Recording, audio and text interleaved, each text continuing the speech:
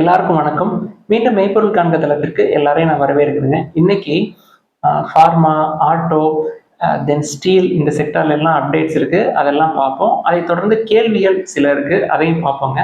அதுக்கு முன்னாடி market updates பார்த்துருவோங்க. இன்னைக்கு மார்க்கெட் அப்டேட்டு ஒரு 60-70 பாயிண்ட் மேல கீழேன்னு போயிட்டு வந்துட்டே இருக்குங்க. நான் ரெக்கார்ட் பண்ணப்ப 23,700 பக்கமா ஒரு 80 பாயிண்ட்ஸ் அப்ல இருந்தது. ஒன் பாயிண்ட் ஆஃப் டைம்ல திருப்பி நெகட்டிவ் வந்துட்டு திருப்பி பாசிட்டிவ் போச்சுங்க.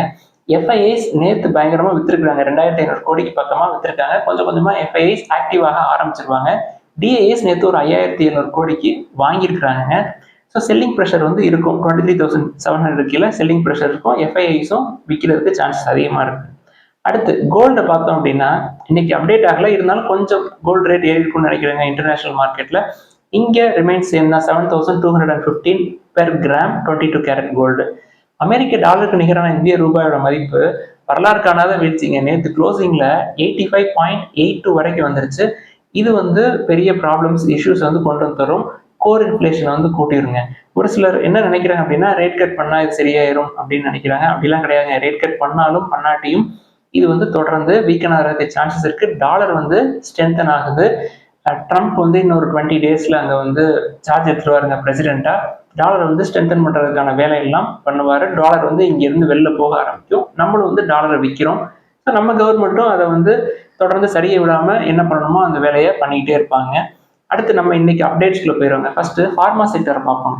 பயோகான்ல தொடர்ந்து நல்ல நல்ல செய்தியா வந்துட்டு இருக்குங்க. தொடர்ந்து ஒரு 10 டேஸா அவங்களோட பெங்களூர் பயாலஜிக்ஸ் யூனிட்ஸ்க்கு அப்ரூவல் கிடைச்சிருக்கு. யூஎஸ்எஃப்டி அப்ரூவல் கிடைச்சிருக்கு. இவங்களோட ரெகுலேட்டரி கன்சர்ன்ஸ் எல்லாத்துக்குமே ஒரு கிரீன் சிக்னல்ஸ் கிடைச்சிருக்குங்க. வாலண்டரி ஆக்ஷன் இண்டிகேஷன் அப்படின்னு சொல்லிட்டு அந்த ஸ்டேட்டஸ் அப்படின்னு என்ன அர்த்தம்னா, அவங்களோட பிசினஸை தொடர்ந்து கண்டினியூ பண்ணலாம் அந்த யூனிட்ல அப்படின்னு சொல்லியிருக்காங்க. எந்த ஹடலும் இருக்காது அப்படின்னு சொல்லியிருக்காங்க. இது ஒரு நல்ல செய்தி. அதை தொடர்ந்து ஜப்பான்ல இவங்களோட பயோசிமிலர் ப்ராடக்ட் ஒன்று, அதாவது சாரியாசிஸ் டிசீஸ்க்காக இவங்களோட பயோசிமிலர் ட்ரக் அங்கே யூஸ் பண்றதுக்கு அப்ரூவ் ஆயிருக்குங்க. இது பயோகானை பொறுத்த வரைக்கும். அடுத்து ஜைடஸ் லைஃப் சயின்சஸ்ல ஒரு டெவலப்மெண்ட்டுங்க. யூஎஸ் ஹெல்த் கேர் ஃபிலிமோட இவங்க ஒரு அக்ரிமெண்ட் போட்டிருக்காங்க. யாரு அப்படின்னா சிவிஎஸ் கேர் மார்க் அப்படின்னு சொல்லிட்டு அவங்க கூட ஒரு அக்ரிமெண்ட் போட்டிருக்காங்க. எதுக்கு அக்ரிமெண்டா இருக்கும்? இங்க உள்ள இவங்களோட டயபிட்டிஸ் ட்ரக் இவங்க டெவலப் பண்ணுவாங்க. அவங்க இந்த ஃபார்முலேஷன்ஸ் எல்லாம் இவங்க வச்சிருப்பாங்க. அந்த ஃபார்முலேஷன்ஸ் அவங்க யூஸ் பண்ணி அவங்களும் ட்ரக்கை டெவலப் பண்ணி பிசினஸ் பண்ணுவாங்க. இவங்களுக்கு இது நல்ல நியூஸ் தான். இவங்களுக்கு இதனால டாலர் ஏர்னிங்ஸ் கூடும். ஜைடஸ் லைஃப் சயின்சஸ் நம்ம லிஸ்ட்ல இருக்கு, வச்சிருந்தா நீங்க பத்திரமா வச்சுக்கோங்க. அடுத்து ஆட்டோ செக்டர். ஆட்டோ செக்டர்ல சுசுகி மோட்டர் கிராப்ல ஒரு நியூஸ்ங்க. நேஷனல் டைரி டெவலப்மெண்ட் போர்டோட பயோகேஸ் வெஞ்சூர் ஒன்று இருக்குங்க. அந்த வெஞ்சூர்ல ஒரு 26% ஸ்டேக்கை சுசுகி வாங்குறாங்க. எதுக்கு அப்படின்னா, இவங்க ஒரு சஸ்டைனபிளான ஒரு என்விரான்மெண்ட்டை, அதாவது எல்லாம் இவி ஒரு பக்கத்து இருந்தாலும் இவங்க compressed natural gas, compressed biogas. So natural gas நமக்கு தெரியும். பயோகேஸ் அப்படிங்கிறது கவு டங், கேட்டலோட டங்க்ல இருந்து நம்ம எடுக்கிறதுங்க. அதை யூஸ் பண்ணி எப்படி நம்ம சஸ்டைனபிளான ஒரு என்விரான்மெண்ட்டை கிரியேட் பண்ண முடியும் அப்படின்னு சொல்லி இவங்க நம்புறாங்க. அதுல இவங்களுக்கு அதிக நம்பிக்கை இருக்கிறதுனால அதுல ஒரு 26% வாங்கியிருக்கிறாங்க. 49% வரைக்கும் இவங்களோட ஸ்டேக்கை இன்க்ரீஸ் பண்றதுக்கு சான்சஸ் இருக்குங்க. இதோட இன்னொரு நியூஸ் வந்திருக்குங்க. ஆட்டோ செக்டர்ல இந்த சிஎன்ஜி வெஹிக்கிள் ரெஜிஸ்ட்ரேஷன் இருக்கு இல்லையா, அது கிட்டத்தட்ட 14% ஏறி இருக்குது. இதாங்க ஆட்டோ செக்டர்ல அப்டேட். அடுத்து ஸ்டீல் செக்டர் எடுத்துக்கிட்டோம்னா, இந்த பிஎல்ஏ ஸ்கீம், அதாவது ப்ரொடக்ஷன் லிங்க்டு இன்சென்டிவ் 1.1ல ஃபோக்கஸ் எங்க அப்படின்னா ஹை வேல்யூ ப்ராடக்ட்ஸ்.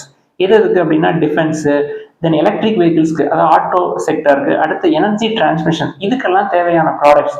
நம்ம நிறைய இம்போர்ட்ஸ் பண்ணிட்டு இருந்தோம். அந்த ப்ராடக்ட்ஸ் எல்லாம் இம்போர்ட் பண்ணாம உள்நாட்டிலேயே உற்பத்தி பண்றாங்க இல்லையா, இங்க உள்ள இண்டஸ்ட்ரீஸ் அவங்க உற்பத்தி பண்ணாங்க அப்படின்னா இந்த பிஎல்ஐ ஸ்கீம் மூலமா அவங்க அதை கிளைம் பண்ணிக்கலாம். அதை அப்ளை பண்ணி கிளைம் பண்ணிக்கலாம். அதாங்க இந்த ஸ்கீமோட மோட்டோ.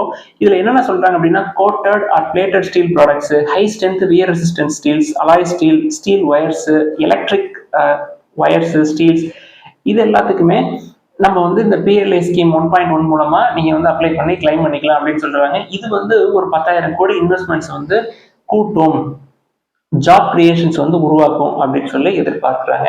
இதே ஸ்டீல் செக்டார்ல இன்டர்நேஷனல் நியூஸ், யூஎஸ் ஸ்டீலும் நிப்பான் ஸ்டீலும் மோதிக்கிறாங்கல்ல. ஏற்கனவே ஜோ பிடன் அந்த டீலை பிளாக் பண்ணி வச்சிருந்தாரு, நேஷனல் செக்யூரிட்டி கன்சர்ன் அப்படின்றதுனால. ரெண்டு பேரும் மோதிக்கிட்டாங்க. ஒரு லாசூட் 2 வந்துருச்சுங்க.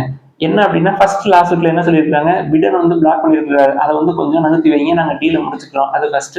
செகண்ட் ஒரு இல்லீகல் கோஆர்டினேட்டட் ஆக்ஷன்ஸ் நடக்குதுங்க அந்த டீலை தடுக்கிறதுக்கு. இதுக்கெல்லாம் எங்களுக்கு வழி விடுங்க அப்படின்னு சொல்லிட்டு 2 லாசூட் ஃபைல் பண்ணியிருக்கிறாங்க. அடுத்து நம்மளோட growth, ஜிடிபி growth பத்தி ஒரு நியூஸ் வந்திருக்குதுங்க. அதை பற்றி எல்லாம் அடுத்து பார்ப்போம். ஜிடிபி growth வந்து ஸ்லோ ஆயிரும். இந்த ஃபினான்ஷியல் இயர் 25 மொத்தமாக எடுத்துக்கிட்டீங்க அப்படின்னா 6.3லேருந்து 6.6% வரைக்கும் இருக்கும். இன்ஃப்ளேஷன் வந்து ஒரு முக்கியமான கன்சர்னாக இருக்கும் அப்படின்னு சொல்கிறாங்க. நொமோரா என்ன சொல்கிறாங்க, ஜிடிபி growth வந்து மொத்த ஃபினான்ஷியல் 25க்கு 6% இருக்கும், ஃபினான்ஷியல் இயர் 26க்கு 5.9% தான் இருக்கும் அப்படின்னு சொல்லி அவங்க ப்ரெடிக்ட் பண்ணுறாங்க. பட் ஒரு நல்ல விஷயம் என்ன அப்படின்னா, நொமோரா இன்ஃப்ளேஷன் வந்து தொடர்ந்து குறையும் அப்படின்னு சொல்றாங்க. ஃபினான்ஷியல் இயர் 26ல 4.3% வரைக்கும் இன்ஃப்ளேஷன் குறையிறதுக்கு சான்ஸ் இருக்கு அப்படின்னு சொல்றாங்க. சரி, இந்த growth வந்து எப்படி, என்ன மாதிரியான தாக்கத்தை வந்து ஒரு காமன் மேனுக்கு உருவாக்கும் அப்படின்னு சொல்லி ஒரு ஆர்டிகல் இருக்குங்க. அதுல டாக்டர் ஸ்ரீவத்சவ், அதாவது இஒய் இந்தியாவோட சீஃப் பாலிசி அட்வைசர் என்ன சொல்றாரு, நம்மளோட growth வந்து ஒரு 6.5லேருந்து ஒரு 7% வரைக்கும் இருந்தது அப்படின்னா தான் ஒரு சிக்னிஃபிகண்ட் எம்ப்ளாய்மெண்ட் ஆப்பர்ச்சுனிட்டிஸ் வந்து கிடைக்கும் அப்படின்னு சொல்றாங்க. ஸோ growth வந்து அட்லீஸ்ட் 7% இருக்கணும் அப்படின்றத நம்ம தெரிஞ்சுக்கணுங்க. நொமோரா என்ன சொல்லியிருந்தாங்க அப்படின்னா, ஃபினான்ஷியல் இயர் 26க்கு 5.9% தாங்க சொல்லியிருக்காங்க. ஸோ இது முக்கியமான விஷயம். ஸோ நெக்ஸ்ட் 1 இயருக்கு இந்த slow down, economic slow down அப்படின்றது தொடர்ந்து இருந்துகிட்டே இருக்கும் அப்படின்றத நம்ம புரிஞ்சுக்கணுங்க. அடுத்தது மணப்புரம் ஃபினான்ஸ்ல ஒரு நியூஸ்ங்க. அதாவது ஒடிசால இருக்கிற ஒரு பிரான்ச்ல வந்து ஒரு 20 கோடி ரூபாய் மதிப்புள்ள நகை ரொக்கம் வந்து திருட்டு போயிருக்கு. நேற்றே இந்த நியூஸ் வந்துருச்சுங்க. இதுல என்ன, நம்மளுக்கு ஷேர் ஹோல்டர்ஸ்க்கு எதுவும் பிரச்சனை வருமா அப்படின்னா எனக்கு தெரிஞ்சு எதுவும் வர மாதிரி தெரியலங்க. ஏன் அப்படின்னா இவங்க பிஸ்னஸ் வந்து கோல்டு பிஸ்னஸ், கண்டிப்பா வந்து இன்சூர் பண்ணியிருப்பாங்க. இதனால நம்மளுக்கு பெரிய பாதிப்புகள் எதுவும் இருக்காதுன்னு நம்புறேன் நான். அடுத்து ஐடி செக்டரை பொறுத்த வரைக்கும் தொடர்ந்து ஐடி எஃப்எம்ஸோட ரிசல்ட்ஸ், Q3 ஃபினான்ஷியல் 25 ரிசல்ட்ஸ் எல்லாம் வரப்போகுதுங்க. இன்ஃபோசிஸ் குறிப்பா year on year pay hike இருக்கும் இல்லையா, அதுல ஒரு சிலருக்கு வந்து ஜான்வரியில பே ஹைக் கொடுத்துருக்காங்க, நிறைய பேருக்கு வந்து மார்ச்சுக்கு மேல பே ஹைக் வந்து இருக்கும் அப்படின்னு சொல்லியிருக்காங்க. இது நமக்கு என்ன குறிக்குது அப்படின்னா, ஐடி செக்டர்ல புதுசா எதுவும் டீல்ஸ் இல்லாம இருக்கோ, அவங்களுக்கு வந்து ஒரு ஸ்லோ டவுன் ஐடி செக்டர்ல இருக்குமோ அப்படின்ற ஒரு சந்தேகம் வந்து எனக்கு தனிப்பட்ட முறையில ஏற்படுத்துது. ஸோ தொடர்ந்து இவங்களோட ரிசல்ட்ஸை பார்த்தோம் அப்படின்னா நம்மளுக்கு வந்து ஒரு ஐடியா கிடைக்கும், நம்ம ஐடி செக்டர்ல ஏதாவது நம்மளுக்கு கிடைக்குது அப்படின்னு சொல்லி இந்த வருஷத்துல நம்ம பார்க்கலாங்க. அடுத்து கல்யாண் ஜுவல்லர்ஸ்ல ஒரு அப்டேட் வந்திருக்குங்க. அதாவது Q3 ஃபினான்ஷியல் இயர் 25ல அவங்களோட நெட் ரெவன்யூ வந்து 39% வந்து ஏறி இருக்கும் அப்படின்னு சொல்றாங்க. அதாவது Q3ல மட்டுமே அவங்க 46 நியூ ஸ்டோர்ஸ் வந்து ஓப்பன் பண்ணியிருக்காங்க. இந்த 46 நியூ ஸ்டோர்ஸ்ங்கிறது இந்தியா தென் மிடில் ஈஸ்ட் ரெண்டும் சேர்ந்தது தான். மொத்த ஸ்டோர்ஸ் வந்து 349 ஸ்டோர்ஸ் வந்து இருக்குங்க. இப்போ நம்ம வந்து இதை பார்க்கவே முடியாது. Very very high PE value. நம்ம ஏற்கனவே நீங்க வச்சிருந்தீங்க அப்படின்னா பத்திரமா வச்சுக்கோங்க. அடுத்து நம்ம இந்த கேள்விகளுக்குள்ள போயிடலாங்க. ஃபர்ஸ்ட் இந்த டிஷ் டிவி பத்தி கேட்டிருக்காங்க. நமக்கு இந்த செக்டார் பத்தி தெரியாது. இந்த டிவி செக்டாரு, இந்த தியேட்டரு, இதெல்லாம் வந்து நம்ம பார்க்க மாட்டோம். இதெல்லாம் வந்து இன்னொரு 25 இயர்ஸ் கழிச்சு எப்படி இருக்கும்னு தெரியாதுங்க. இப்பயே ஓடிடிஸ் எல்லாம் வந்துருச்சு, நிறைய தியேட்டரை இழுத்து மூடிட்டாங்க. அதனால அதை பத்தி அந்த சைடு நம்ம போக வேணாம். அடுத்து ஐடியா செல்லுலர் பத்தி கேட்டிருக்காங்க. ஐடியா செல்லுலர் ஷேர்ஸ்க்கு ஏற்கனவே ஒரு 2 லட்சம் கோடி கடன் இருக்குங்க. நம்ம கடன் இருந்தாலே அந்த சைடு போகவே மாட்டோம். ஏற்கனவே மார்டன் ஹவுசல் அவர்கள் சொன்ன மாதிரி இந்த telecommunication side, tower business side ரொம்ப காஸ்ட்லியான பிஸ்னஸ், நம்மளுக்கு அதெல்லாம் வேணாம் அப்படின்னு நான் விட்டுருவேங்க. அடுத்தது இந்த ஹீரோ மோட்டர் கிராஃப், ஐடிசி இதெல்லாம் லிஸ்ட்ல சொல்லியிருக்கீங்க, எந்த பிரைஸ்ல வாங்குறது அப்படின்னு சொல்லி கேட்டிருக்காங்க. நம்ம இந்த கிராஃப் எல்லாம் பார்த்து ட்ரெண்ட் எப்படி இருக்குன்னு பார்த்துலாம் வாங்குறது கிடையாதுங்க. ஃபண்டமெண்டல்ஸ் எப்படி இருக்கு, கடன் இருக்கா, ப்ரொமோட்டர் ஸ்ட்ராங்கா இருக்கானா, நல்ல பிஸ்னஸ் நடக்குதா, அவ்வளவுதாங்க நம்ம வந்து பார்ப்போம். ஒரு 25 இயர்ஸ் வச்சுக்கிறதுக்காக வாங்குறோம். இதுல ஷேர் பிரைஸ் வந்து குறையுது. சேல்ஸ் ஹீரோ எடுத்துக்கிட்டீங்கன்னா சேல்ஸ் வந்து கண்டினியூஸா குறையுது. டிசம்பர் குவார்டர்ல குறைஞ்சிருக்கு அப்படின்னா சேல்ஸ் வந்து குறையிறப்ப ஷேர் பிரைஸ் வந்து குறையதான் செய்யும். அதனால இன்னும் குறையிறதுக்கு சான்ஸ் இருக்கும். குறைஞ்சா நம்ம வந்து பெஞ்சமின் கிரஹாம் அவர்களை சொல்ற மாதிரி திக் அண்ட் தின்னா வாங்கிக்கலாம். ஏறுறப்ப திக்கா வாங்கணும், இறங்குறப்ப தின்னா வாங்கணும். இறங்க இறங்க டாலர் காஸ்ட் ஆவரேஜிங் அப்படின்னு சொல்லியிருக்காங்க இல்லையா, அதை வந்து நம்ம பண்ணிக்கலாம். ஐடிசியை பொறுத்த வரைக்கும் நேற்று தானே எஃபெக்டிவ் டேட்டு, ரெக்கார்ட் டேட்டு. இதுல அவங்க வந்து ஒரு லிஸ்ட் பண்ணதுக்கு அப்புறம் ஐடிசி ஹோட்டல்ஸ் வந்து எவ்வளவு லிஸ்ட் பண்றாங்க, 480 இருக்கப்ப அவங்க வந்து பிரிச்சாங்க. ஸோ பிரிக்கிறப்ப ஒரு 100 ரூபாய்க்கு லிஸ்ட் ஆகுது அப்படின்னா இங்க இருந்து ஒரு 100 ரூபாய் கீழே போறதுக்கு சான்சஸ் இருக்கலாங்க, அவ்வளவுதான். மற்றபடி குறைஞ்சா நம்மளுக்கு நல்லதுதான். குறைய குறைய கொஞ்சம் கொஞ்சமா 1 2 அப்படின்னு தான் நம்ம வந்து கன்சிடர் பண்ணுவோம். ரெண்டுமே வந்து ஸ்ட்ராங்கான கம்பெனிஸ் தான். லாங் டேர்ம் இன்வெஸ்ட்மெண்ட்ஸ்க்கு இந்த 10 5 பத்தி நான் கவலைப்படுறது இல்லை. அடுத்து டாடா டெக்னாலஜிஸ், அதுல வந்து ஒரு கேள்வி கேட்டிருக்காங்க. என்னன்னா, நான் வந்து ஐபிஓ அப்ளை பண்ணேன், ஐபிஓல கிடைச்சிச்சு, இப்போ வந்து குறைஞ்சிக்கிட்டே இருக்கு, இதை நான் வந்து லாங் டேர்ம் ஹோல்ட் பண்ணணும்னு நினைக்கிறேன் அப்படின்னு சொல்றாங்க. லாங் டேர்ம் ஹோல்ட் பண்ணும் அப்படின்னு நினைச்சாங்கன்னா அப்படின்னா இந்த கேள்விகள் வரவே வராதுங்க. நீங்க வித்துட்டீங்க அப்படின்னா திருப்பி அதை உங்களுக்கு அந்த பிரைஸுக்கு கிடைக்கிறது ரொம்ப ரொம்ப கஷ்டம். கம்பெனி ப்ரொமோட்டர், ஸ்ட்ராங்கான ப்ரொமோட்டர் தொடர்ந்து ஸ்டேக்கை வந்து இன்க்ரீஸ் பண்றாங்க, கடன் கிடையாது, எஃப்ஐஐஸ் டிஐஸ் தொடர்ந்து அக்யூமுலேட் பண்ணியிருக்காங்க. ஸோ ஒரு ஷார்ட் டேர்ம்ல இந்த அப்ஸ் அண்ட் டவுன்ஸ் எல்லாம் இருக்குதான் தெரியும். லாங் டேர்ம் இன்வெஸ்டர்ஸ் அதை பத்தி ஒரி பண்ண அவசியமே இல்லைங்க. அடுத்து கடைசியா இந்த ஹெச்எம்பி வைரஸ் பத்தி ஒரு செய்திங்க.